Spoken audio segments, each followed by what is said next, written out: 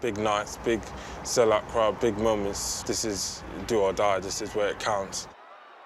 Every time I'm on Twitter, Instagram or Facebook, you know, people message me, oh, when are you going to fight Daniel? And I always reply, I say, it's not when I want to fight him, it's when he wants to fight me. From being a kid watching Tyson and Huey train and all that, I just knew one day it was going to be my time. He doesn't rush his work, so he's not all over you like a lunatic, swinging like a nutter. He takes his time. He's judging the distance with that front foot.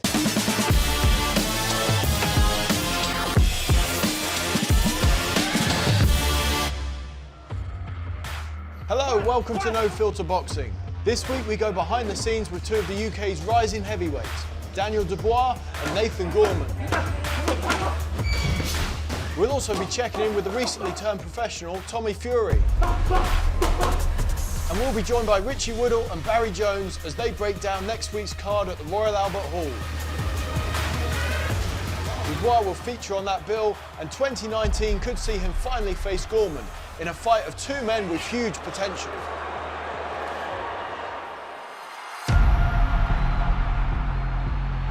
Gorman certainly has posted a real statement here.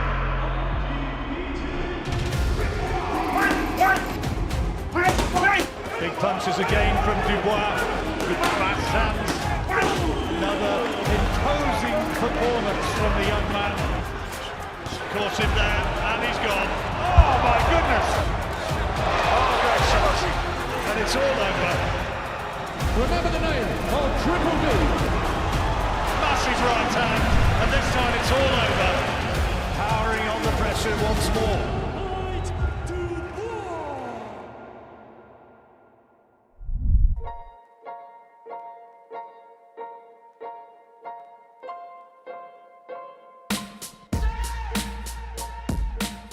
So Daniel, you've got Kajanu coming up. People saying it's the right fight at the right time. What are your thoughts on him as an opponent? It's definitely the right fight. It's on.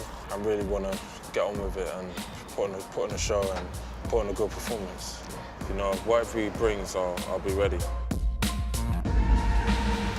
I don't really go in there focusing too much on what he has. He's tall. He tries to mess the fighter around. I won't be overlooking him. I'll be working just as hard. Probably harder this time round. His dedication in the gym is, you know, second to none. He's always on time.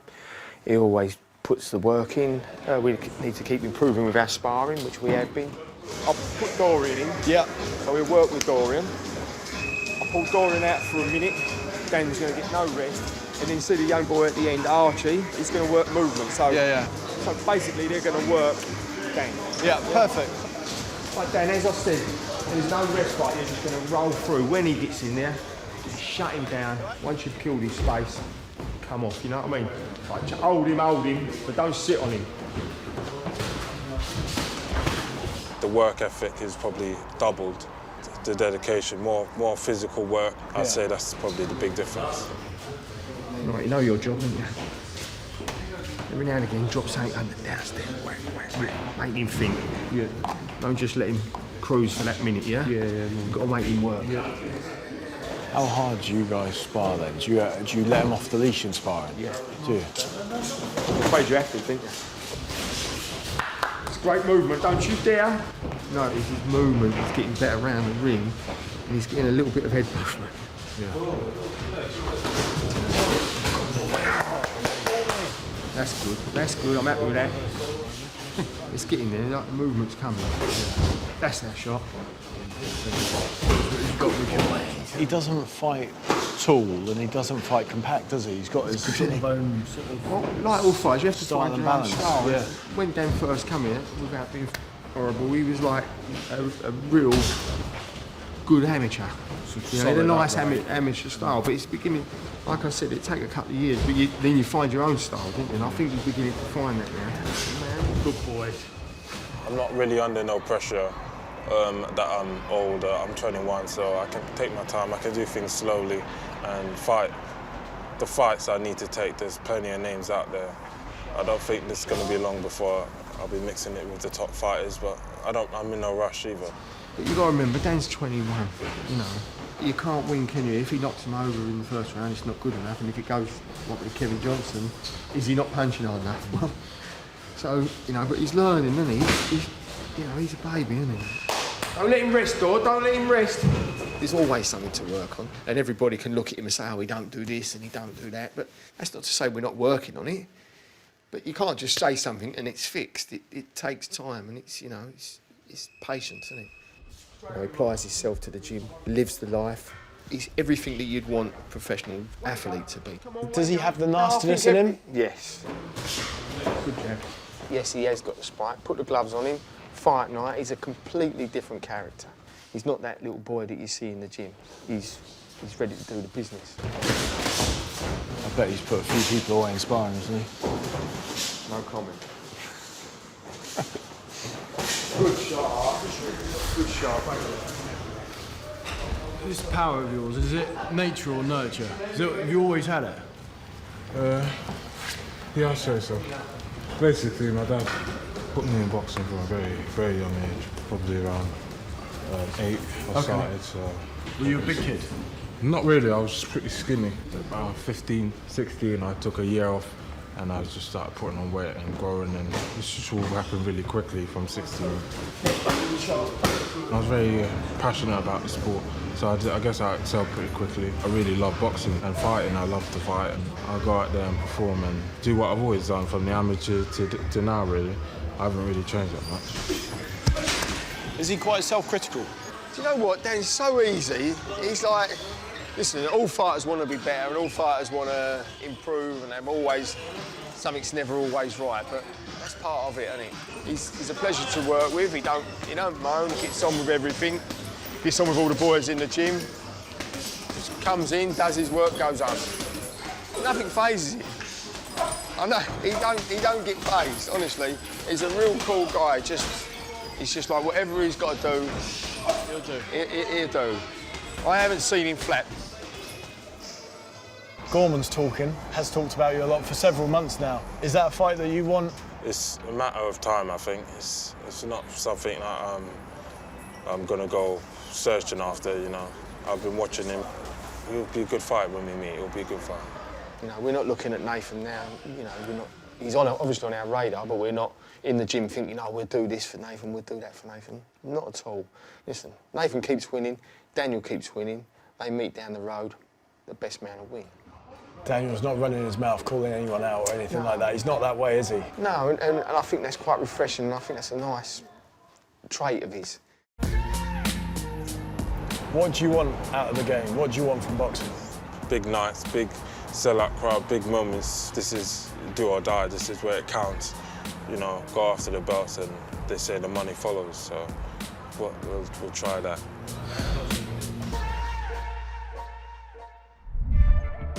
We now turn our attention to Ricky Hatton's gym and two fighters tipped for big things. Nathan Gorman and Tommy Fury. Both fight in Leicester on the 23rd of March, and Gorman is relishing the chance to fight Daniel Dubois later this year.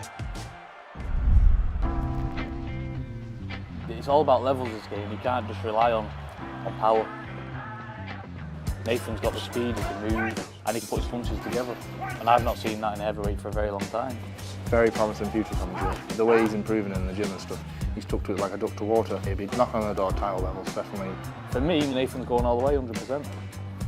There's nothing that Daniel Dubois does really to throw Nathan off, you know. He's just a simple, basic heavyweight really, isn't he, at the end of the day.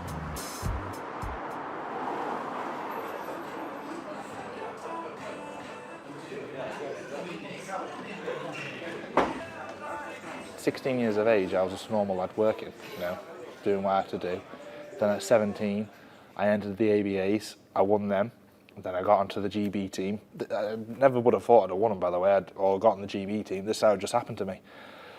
I got on the GB team, and then I got invited down here for a pad work. Obviously, Ricky liked what he seen. He kept inviting me back. Then I ended up doing a few tournaments for GB, and I got disheartened, to be fair, because they wasn't getting me out as much as they should have done. And I went to Poland, and I got robbed of a decision. I thought, you know what, this amateur game isn't for me. And obviously, Ricky put forward to me a contract, and I grabbed it with both hands. But never would I have thought I'd have been in this position today, because I generally thought I'd just been a normal fella, you know, had a working class job. I never would have thought I'd been a professional boxer signed to probably the biggest promoter and the biggest broadcasting in the world. Never would have thought I'd have been here today. I really don't. It's just come all of a sudden, you know, a couple of years of hard work, as you'd say. It's just come all of a sudden. So it's mad how your life can just, you know, change. It really is.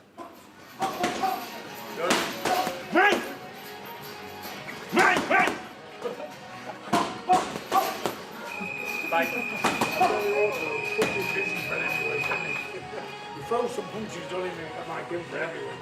Definitely some big fights there to be made, you know, domestically and obviously internationally. There's some good fights there to be made. There's prospects coming out the woodwork, and you know, it's probably the best it's ever been, the heavyweight division. You know, I'm right a part of it. Tommy Fury, a confident and articulated young man.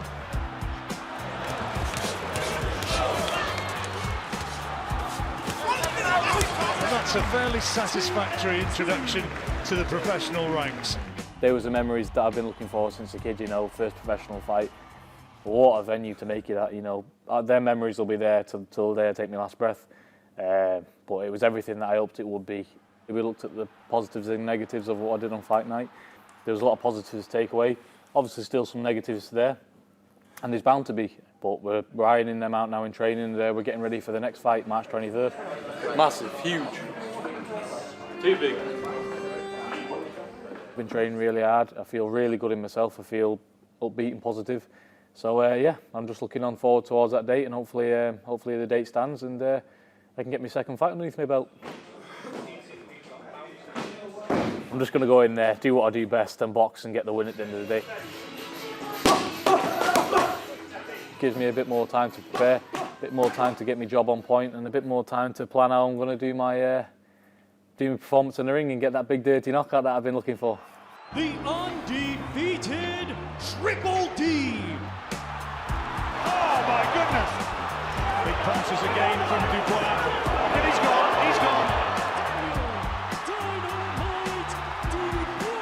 Every time I'm on Twitter, Instagram, or Facebook, you know, people message me, "Oh, when are you going to fight Daniel?" And I always reply, I say, "It's not when I want to fight him. It's when he wants to fight me." You know, everything, the balls in these court, all they gotta do is ring me up and I'll fight him. But at the end of the day, I gotta think of March the 23rd. Get that back on that jab. Yeah. On the back. And, you know, I can't have no distractions. I can't even think of Daniel Dubois. One! Double that up. Double it. Nice, double top it. Yeah. From a business point of view, you can understand what Frank's going to do. You know, he's trying to build the fight as much as he can. Then we'll end up fighting. You know, it's a no-brainer in one sense, is it? But from my side, I just want to fight him. It is a business at the end of the day, and you know, that's what we do it for. It's a living. I wake up every morning, you know, and I thank God for the position he's put me in. I really do. You know, everything I've really dreamed of here. You know, for me, the gym, the coaching, the platform you guys are giving me, the promoter side, everything. You can lead a horse to water, but you can't make it drink at the end of the day. But I'm going to do my best to try and keep on track. But yeah, that's what I'm doing, because I'm a level-headed guy anyway. I don't run away with attention. I don't run away with hype and all this. I just stay grounded, because that's all I ever have been. You know, from being a kid watching Tyson and Huey train and all that, I just knew one day it was going to be my time. And now it is my time. I'm not the type of man to get carried away with it. I'm just going to keep pushing and keep grinding in the gym and being the best version of myself that I can be. I believe I've got the abilities, you know, I just need a bit of luck and God's grace. I really do believe I'll be a world champion. Obviously, I just got to keep on listening to Ricky and Mike and Blaine, and obviously get the chances what Frank and BT Sport is going to bring to me, and I'll just grab it with both hands. But I really believe I'll be a world champion. Join us after the break as Richie Woodall and Barry Jones get in the ring to break down next week's Royal Albert Hall fights and some potential contests in the future. He doesn't rush his work, so he's not all over you like a lunatic, swinging like a nutter. He takes his time. He's judging the distance with that front foot. Daniel's very upright here, throwing great shots straight. When he breaks away from his opponent, sometimes he just needs to relax a little bit. Boom, boom, double stabs him with a jab, stabs him with a jab.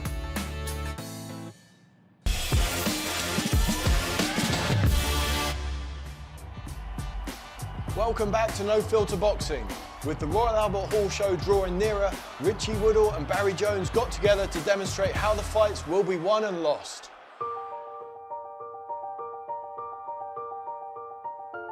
So Barry, Royal Albert Hall, Anthony Ard, joint top of the bill, is against Travis Reeves. What are your thoughts? Well, I think it's a decent fight for Anthony, but again, it's a fight, I think, for me, to showcase his skills once again. You know, he's got a high rating with the WBO, and he seems to be just a few fights, if not one fight, away from that coveted world title fight. So again, I think it's a fight to showcase how good he is and that power that he has. I think Travis Rees is a decent fighter, but not the fastest of hands, not the fastest of feet. So I think a lot of things there can be exploited by Anthony Yarde. So, show me then, Anthony Yarde's strengths. What are his main strengths as a fighter? Well, obviously, it's all about his power. Yeah. And so I'm mainly the right hand, let's be honest. But for me, his strength, and I keep saying it every time in commentary, is his patience. He gets fighters out there very early, but he doesn't rush his work. So he's not all over you like a lunatic, swinging like a nutter. He takes his time. He's judging the distance with that front foot. He's seeing how close he is. He's seeing if you can hit him. He gets a little shoulder turn. He sits on the back foot. He's protecting his face there from the hook and the jab with the right hand. But he's always looking. He's flicking up with the jab there like that, so it's hard to defend against. But he's looking for that big right hand over the top. Yeah. And he waits until he's in distance. He doesn't rush. And he looks for you. He puts you under pressure. And he makes you panic. Yeah. And then you throw when you don't want to throw. And that's when he comes in with the big shots. Looking to the future, if he wins this one, he's going great guns, WBO #1, so he's got Kovalev in his sights. What has he got to work on to improve to get to that level and to beat Kovalev? The thing I see about Anthony Yarde is all the good things that he does, but we're looking at what his negatives, and I think that left hand, though, is always a problem for me, and I know you're the same way. Yeah. You know, when that shoulder all works, but at the highest level, you're still exposing your chin. Yeah. And Kovalev does have a decent right hand, if not a horrible, vicious right hand, and fighters who are tall will punch over that shoulder. Right. And that's the worry there for me. So if I'm Kovalev, I should be targeting that shot there. Yeah, of course, every time. Yeah. And even if you're going to do a little bit of a Golovkin and lift the elbow up just to chop down on it. Chop down. If you're taller, you can get away with that. And he works well with his jab as well. He sets that right hand up very well. Kovalev's a massively underrated boxer. Just because he got loads of power, people forget how good he can actually box, as he showed in his last fight when he regained his title against Alvarez. But for me as well, when he gets in close, he's easy to whip with the right hand. And you see it time and time again. He gets a little bit close and he's looking, because he's a stronger guy, he's looking to give you a little push and whip that uppercut in. And it's very effective, but he's a big cut. He's like and that. Against someone like Kovalev, he might get caught there. Kovalev or Baturbia, whoever he's going to fight, they're being close, they're big, strong guys, they will run away. But the biggest issue with Anthony Yarde, and it's not his fault, I don't think, is we don't know what he's going to be like until he comes up against a guy who can hit him on the chin with power. He's very much a victim of his own success, isn't he? Yeah, well, and he's been well matched, and that's the way you should be. You know, and he's been the right opponents at the right times, some decent guys. But now he's #1 in the world for the WBO, and he'll win this fight against Travis Rees for sure. But then Kovalev's a huge step up. Like a million steps up. No, obviously he's catching Kovalev at the right time possibly, but you could never bet against Kovalev because we haven't seen Anthony Yarde against someone who's massively competitive. We haven't seen him. We say it all the time. You want certain things checked when fighters on their way up, and it's stamina is one of them. Chin check. I know they cope when people take their power when they've got a puncher. What about when you hit him and the guy doesn't move? You got to adjust, and what happens then? Another fighter, joint top, Daniel Dubois. I mean, I know Daniel from the GB days. Very, very good. He had the best jab in the gym, I always said, at GB. What are his strengths? I've talked about the jab, straight right hand. For me, he's doing well, isn't he? I think his strength is he's boxing by numbers. Yeah. So he's upright, hands high, always keeps his shape, and works everything behind the jab like you should do, like people teach you from a young age. He does the basics very, very well. And for a heavyweight, you need that more than any other weight to go through a strong left hand, a strong left hand, a good right cross, and a nice left hook, and he has all those in the bag, and that's good. The only thing I would say about Daniel is, for all the good stuff that he has, and the size and the weight in the shots, is he lacks a little bit of snap.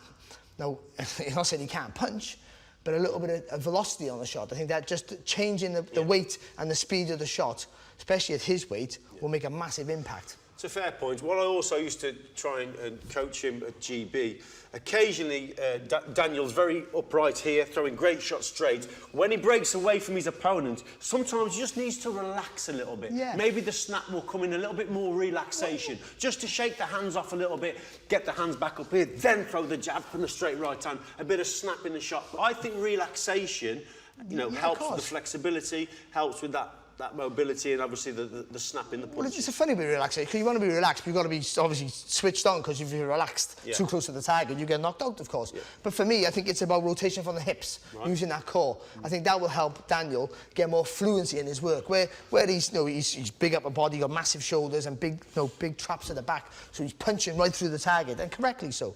But I think he just needs to just throw that right hip forward a little bit more of this movement here, just to get a bit more fluency in his work, so then he's not so heavy-handed and not so all arms punches, so as you like. He's more using the whole body, pushing off the back leg, and then with that, because you're pushing off the back leg and turning from the waist, you get a little bit more snap on the shot, rather than boom. Every shot with Daniel is boom, boom, boom, which is horrible. Yeah. And he wears and he beats fighters up. But a little bit more, like you said, a little bit more, just a little bit bounce in your step, a little bit more rotation in the hips will rather give him a boom, boom, boom. Every now and again, we'll give him a... So finally, Barry, Liam Williams defending his British middleweight title for the first time against Joe Mullender, who's quite rough in terms of his technique and style. Surely that's got to be the game plan, though, for Mullender, to get close, get inside that long jab of Williams, maybe work the body, look for bent arm shots and just apply lots of pressure. Forget about Williams' strengths, is his weaknesses, and his weaknesses have in the past been his temperament. Right. So you've got to try and get into his head. So it starts now, before the fight. No, because Williams gets wound up. And you never know Williams. Look at the Corcoran fight. Every fight he's had, there's been a real issue, a genuine hatred between him and his opponent, because he lives it and he breathes it. But also it consumes him sometimes, and he gets involved in wars when he shouldn't, like the Gary Corcoran fight. So for Mullender, he starts now. Yeah. On that social media, whatever they do, these kids nowadays, start getting into his head. The way and get in his head, because he's all nice now, Joe, but I think he needs to get head to head with Liam Williams, and then come fight night, rush it. You've got to rush and figure it. It's a risk, but the whole fight's a risk. But I think Williams is going to go in there now, with the confidence that he has, and also now with the difference I see with the Ingles, not so much technically, is he stuck to a game plan. They kept it nice and calm in the corner. That was very important. So I think that if they can fix that temperament thing, that the biggest chink in his armour, if they fix that, then he goes in full of confidence and he pushes Mullender back with that solid left hand. Boom, boom, double stabs him with the jab, Mullender takes a risk. Then he takes a step, because he got good footwork as Williams. He'll spin around, he'll throw the uppercut, he'll throw the hooks. And that's what I see it going. I think Mullender keeps coming forward, which he has to. It's the only thing he can do. But I think because he doesn't have that natural raw power, I think he walks onto lots of shots.